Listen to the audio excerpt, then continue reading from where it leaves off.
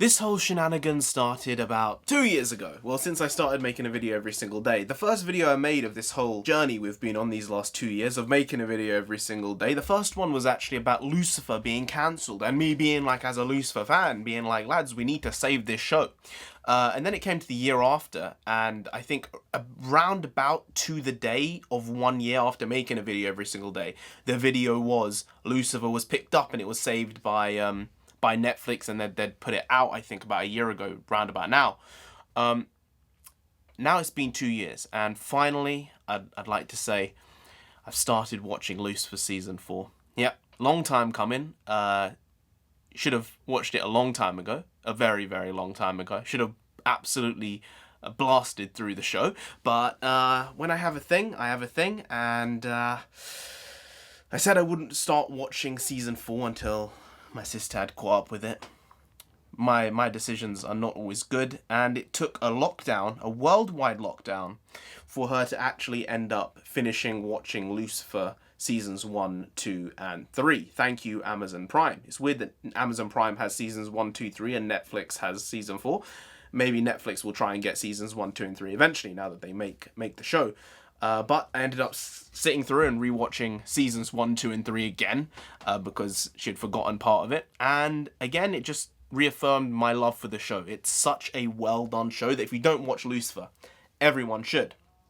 100%. It is fun, engaging, heavy and light at the same time. Tonally, it is so weird. It's, the traditional cop show with a villain of the week, but at the same time, it's like supernatural and fantasy mixed in with that. And it sort of makes it way more fun than a regular cop show, or sometimes a standard fantasy type show on television. So one of my favorite shows over the last 5 years has been Lucifer, I'd have to say. And it's just the character motivations. It's not that the show is great in terms of storylines, because episode to episode, the storylines are a bit naff, honestly. But the characterization and the characters they've made on the show just make it so incredible to watch, and make every character have such weird, interesting, and funny relations with every other character. Like, you could put two characters together who've not really spent much time together, and I would love to see an episode with these two characters who haven't really interacted a lot. But I watched Season 4, Episode 1. Yes, only one episode. We're trying to pace it out now, so we watch one episode every, couple days. And this is maybe spoilers. I don't know if I'm going to do it, but assume it's spoilers from this point on, because I'm going to speak a little bit on this.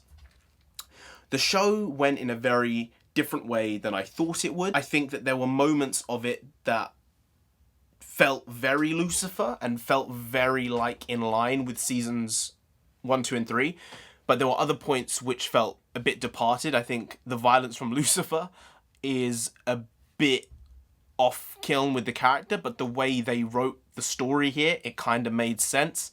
But I guess that's the Netflix ability to have violence shown in a different way, because they're the ones distributing it, otherwise it would have been Fox. So there are more leeways. I think violence is probably going to be heavier throughout the show than in the previous seasons. I remember sitting through it last night, and about 20 minutes in, Chloe Decker comes back and everything seems to be fine from where they finished off Season 3. And I was like, something's off here. She's too off. I understand that you're mentally a bit mucked up when you see the devil face, right? It's just how everyone is. You sort of lose focus, and I think Linda, she saw it, and it sort of pushed her off the edge in a way, and it took a lot for her to come back round to accepting Lucifer for being the devil. But he's not only the devil, he's also a person at the end of the day. And I didn't get that type of vibe with Chloe throughout the show, or the detective. I didn't get that vibe. So about 20-25 minutes in, maybe 30 minutes in, I said, I think she's going to try and kill him. I don't know why, but something is not feeling mucho good. And then we get to the end of the episode, and I'm like, I think I'm right. And they were like, no. And then it came to right at the end, and they were like, you might be right. I swear, I'm not saying that, I'm a writer, or, I'm a genius, but, I like to think I know story. I like to think I've consumed so much in terms of books, in terms of TV, in terms of film, that, you can sometimes see through things, and I think this is one of those which I think they felt they were subverting expectations by doing what they did, just to give it a twist at the end so that they could push the series in a different way. But I think it was just a bit too cookie cutter, and I think it felt too see-through. I'm sure probably most people didn't see it, because if they didn't see it, then I'm sure most people didn't. It just felt a bit odd that they decided to do that route with it. I suppose when eventually I watch the rest of the season, and there are only 10 episodes, that'll be fleshed out and we'll see the reason and motivation behind her doing that. But I'm pretty sure that is the route they're going to go with it, considering it ended in a church with like I'm not going to go into it very much, but it ended in a way which makes you think Chloe's doing something she probably shouldn't be doing. There are only 9 more episodes to find out exactly what's going on. So I'm a bit unsure as to how the series is going to play out. I will say Tom Ellis is looking just broader and bigger in general.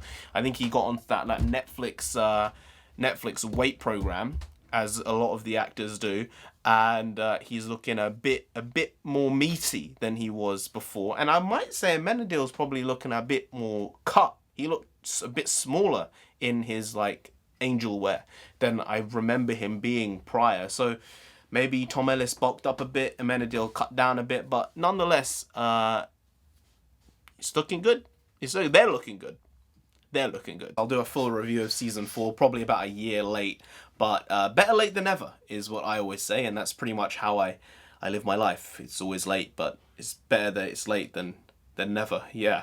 Oh yeah, also there was straight away in the first like 10 minutes, there was like a naked butt shot of Lucifer.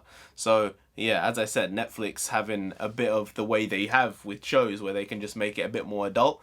And that was something I was a bit worried about. If they make it too adult and they make it too gory or they make it too violent, then it might take away from what makes the show in that, yeah, it's violent and there are themes in it that are very adult. But at the same time, I think it's the type of show where like a young teenager could watch it without anything, and even like maybe an 11-year-old could watch that show. But if they push the violence a bit too far, it might move out of that ballpark range for me. But I love the show regardless. I hope that they don't mess it up with this season. As I said, review will be coming.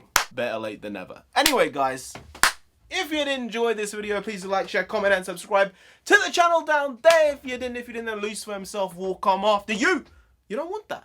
You don't want that, man. He's doing things. He has his devil face back. He also had his wings. He has his wings and his devil face. I'm not sure. Does he have one and not the other now? Because at the end of last season, he sort of had his wings and then he had the devil face. Things are going on. Maybe he has both. I don't think that's possible. Maybe it is possible. I'm doing this because like, there's a bit of hair in my bloody hat that's coming out. My whole hair is coming out of my hat. Too much hair. No haircut. Too much hair. Not enough hat. That's sort of what happens. Lucifer will come after you though.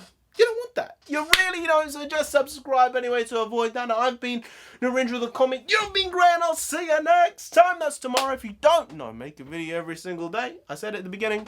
I'll say it at the end. Been doing it for over 2 years. Every single day, made a video every single day.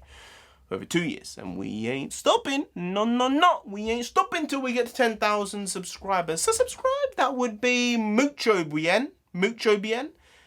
Very nice. I'm not going to get into that. I can't speak Spanish, alright? But it would be very, very good if you could just hit the subscribe button once. Get it done.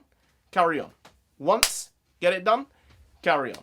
Subscribe. Yeah, it would be great. But I'll be here tomorrow again with some more quality, shitty content, because we do that every single day. There's something else. There's another layer of shit added to the quality, shitty content. And eventually it's just like a stack of papers. It's like this bookshelf. Every single video is like a book. You don't know if it's going to be like bloody Game of Thrones or if it's going to be something shit like Twilight.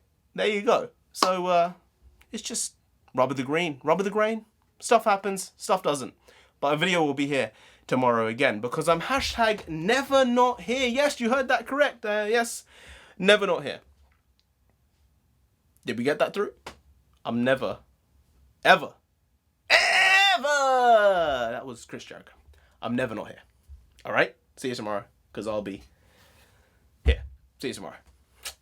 Skadoosh.